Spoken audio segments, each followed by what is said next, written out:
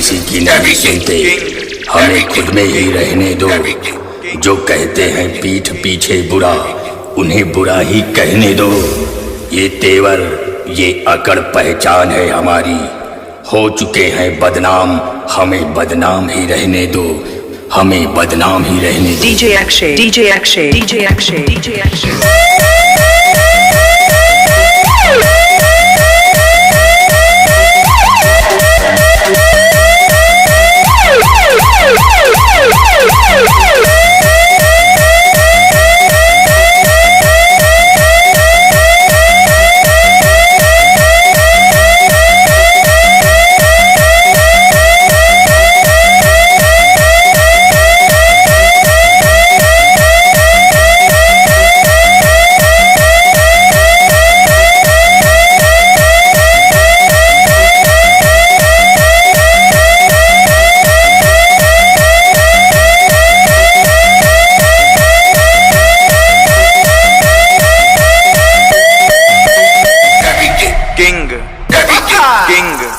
तुम तो ठहर परदेसी, गाड़ी क्या सटाओगे?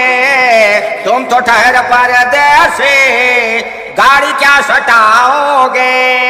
पिछली बार तुमको चपक के रेला था, का इस बार भी रेलवाओगे? हमको लगता है तुम यहाँ नहीं रुकोगे, सीधे अपने घर लौट जाओगे। अगर दोबारा आओगे तो जूता लात भी खाओगे। DJ Akshay, DJ Akshay, DJ Akshay.